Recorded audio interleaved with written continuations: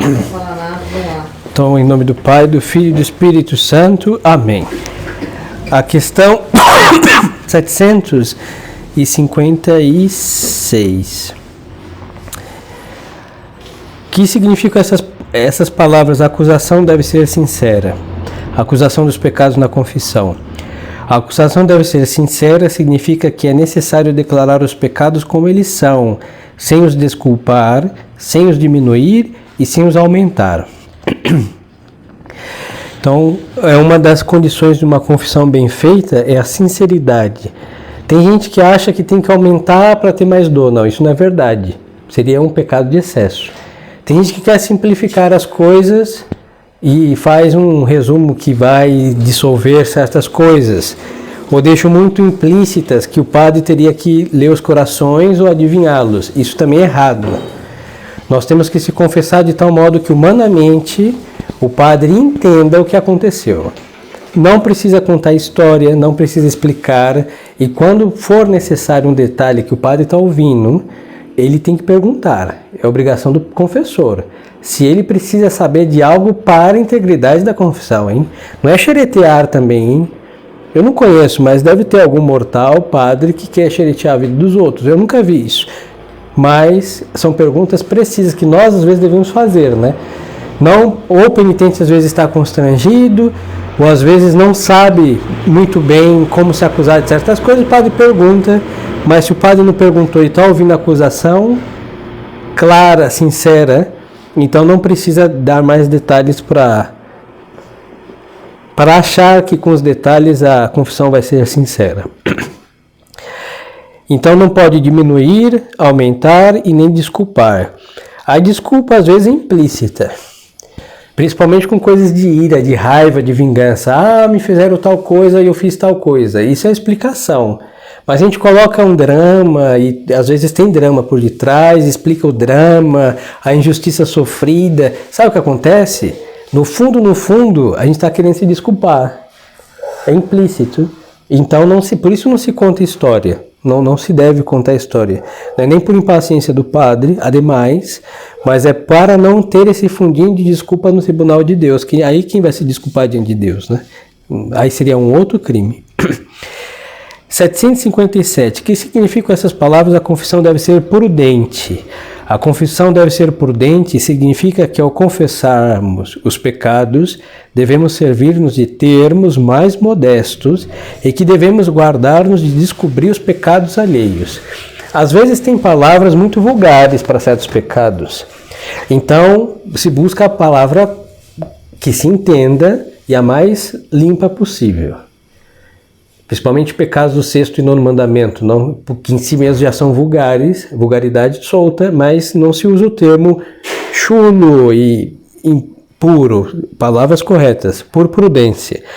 E depois, a prudência como versa sobre também, aí a alma, é o réu que tem que confessar os próprios pecados, não diz pecado de ninguém. Se o réu, o penitente, foi cúmplice de outro, se diz, eu induzi outra alma ao pecado. Não se diz o nome de ninguém na confissão, mesmo que o padre não conheça. Diz um fulano, um beltrano, uma outra pessoa e pronto. Nós não devemos dizer nomes de ninguém em confissão. E muito menos pecados dos outros, cada um confessa os próprios pecados. E outra característica da confissão, 758. O que significam essas palavras? A confissão deve ser breve. A confissão deve ser breve significa que não devemos ir falar de coisas inúteis ao confessor. Então, às vezes o tempo, tem pessoas que acham que a confissão bem feita é uma confissão demorada. Não é verdade, hein? Às vezes dá para confessar a vida de uma pessoa de, 40, 50 anos em 15 minutos, se for uma confissão geral. Porque é muito preciso, hein?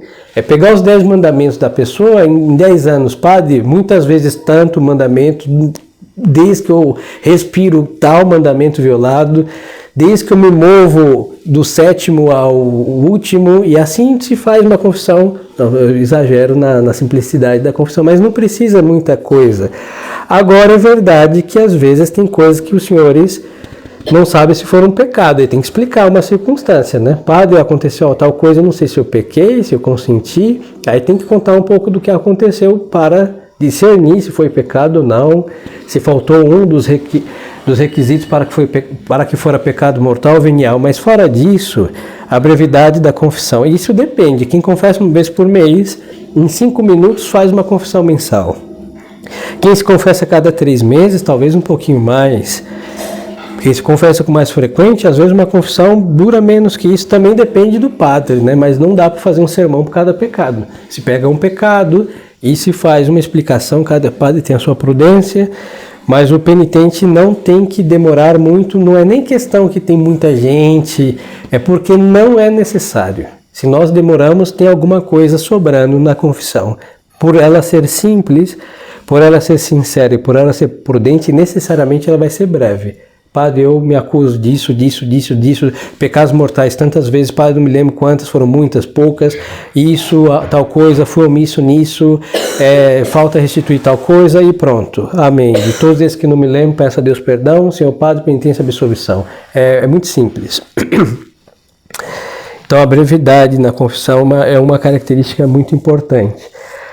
Às vezes falta porque como nós viemos do modernismo, e confissões mal feitas, que às vezes até os padres não deixam dizer tudo, né? Interromperam, tinha que jogar bola o padre ou ir à praia, falou, olha, chegou o Uber dele para viajar, apostolado nos litorais, tá bom, o resto Deus sabe, eu te absolvo, tchau, reze uma Ave Maria por mim que eu tô indo de férias, pronto. Aí a pessoa ficou com um monte de pecados por dizer, aí quando chega na tradição, tem que consertar tudo. Aí uma confissão dessa vai levar mais tempo? Bom, que leve o tempo que for necessário, mas não é normal pensar que tem que ser uma confissão de 2 horas. Não precisa. Íntegra na simplicidade dos filhos de Deus, do arrependimento próprio dos filhos de Deus, vai ser simples e vai ser breve também. 759. Mas o dever de confessar a outro homem os próprios pecados não será muito custoso, sobretudo se são muito vergonhosos? Aí responde o catecismo, ainda que o confessar a outro homem os próprios pecados possa ser penoso, é necessário fazê-lo, porque é de preceito divino. Tem coisas que é preceito eclesiástico, por exemplo, abster-se de carne às sextas-feiras. Quem manda isso é a igreja. Se procurarmos no Evangelho, não está escrito para não comer carne na sexta-feira. Agora, quem nos manda confessar, são 2 preceitos. Deus, que disse lá no Evangelho, de quem confessardes os pecados serão perdoados, de quem não confessardes serão retidos, perdoardes. Então, se dá o poder dos apóstolos perdoar os pecados, se subentende que os que estão baixo dos apóstolos devam se confessar. Então, preceito divino.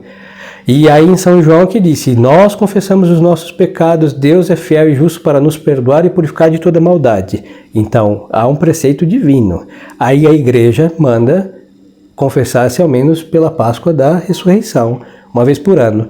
Então, 2 preceitos, mas o que pesa mais é o divino, e depois para que seja cumprido a igreja também nos obriga, pelo menos uma vez por ano. E de outro modo não se pode obter o perdão dos pecados cometidos. Além disso, a dificuldade de se confessar é compensada por muitas vantagens e grandes consolações. É por isso, aqui um parênteses, o católico que sabe confessar com sinceridade, até a sua mente fica sadia. Porque é uma tortura carregar uma incerteza, porque quem sabe se Deus perdoa a gente ou não sabe.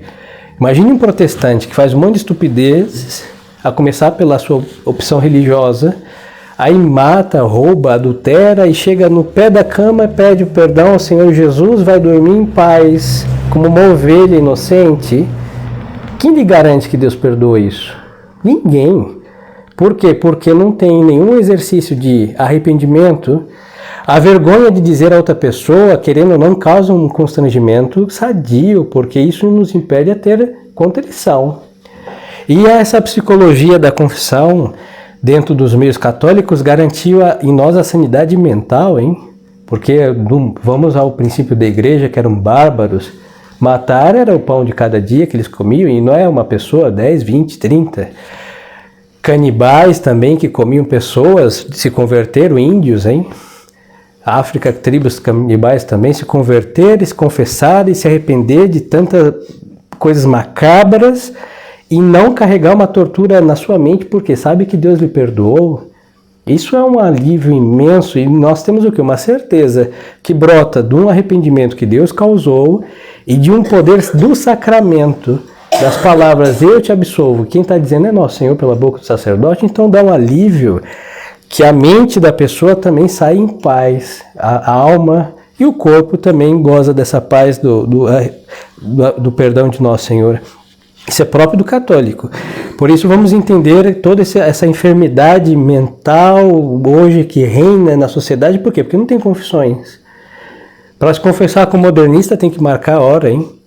E é essa confissão que ele disse, 5 minutos que o padre vai sair para jogar o truco na praça, no melhor dos casos mais piedosos, e sem tocar o válido, o inválido, duvidoso, do não duvidoso, isso, bom. E depois as pessoas não têm mais consciência do pecado, então vive numa paz falsa, e o verme da consciência vai corroendo as consciências. Por isso tem muita gente hoje que vão a um psicólogo e precisa de um confessionário, não?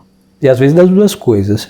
E é próprio dessa enfermidade da mente do homem, o fato do demônio ter afastado as almas do confessionário.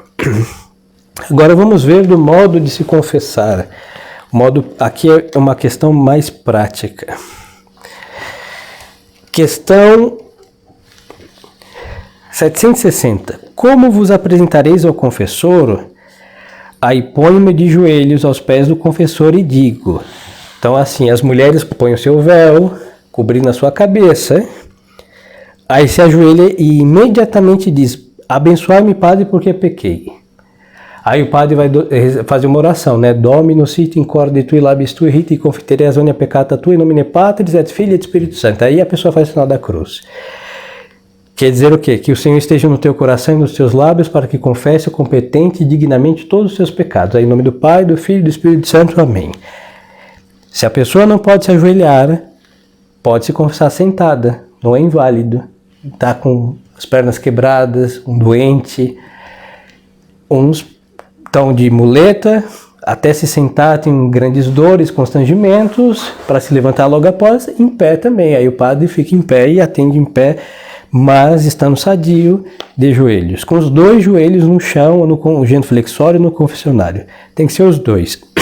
Depois, inclino-me humildemente para receber a bênção e faço o sinal da cruz, quando o padre traçar não o sinal da cruz no ar.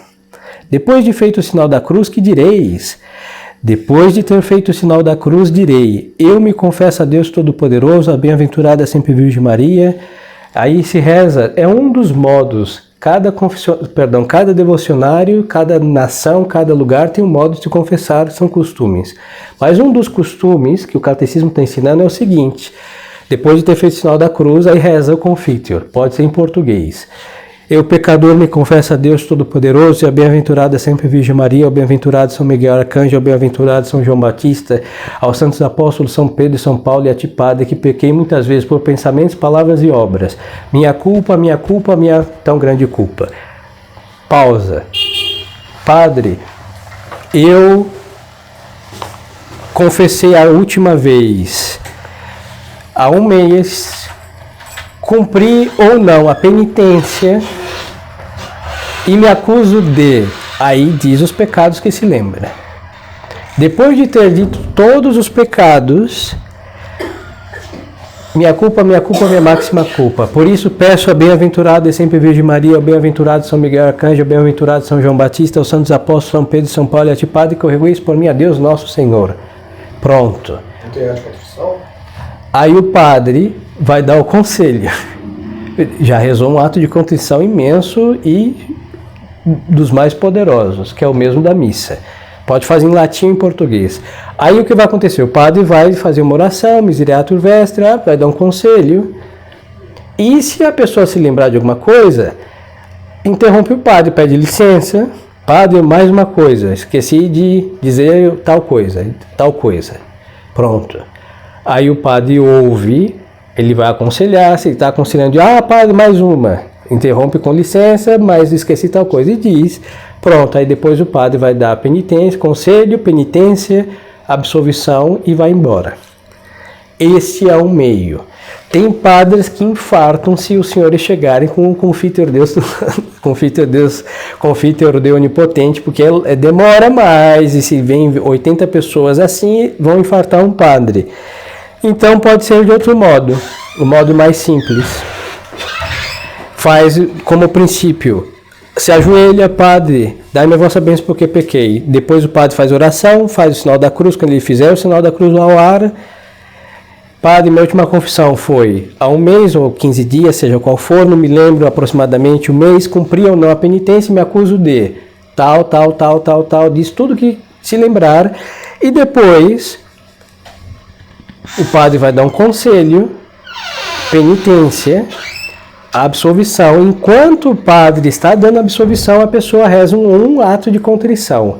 Pode ser qualquer ato de contrição, em voz alta, de tal modo que o padre ouça, mas não precisa ser tão alto para não interromper o sacerdote e também não precisa se desgoelar no confessionário, não? Uma voz do mesmo volume que foi a acusação dos pecados. É o modo mais simples de se confessar. Aí segue o catecismo, né? Depois de ter feito o sinal da cruz, eu direi eu pecador.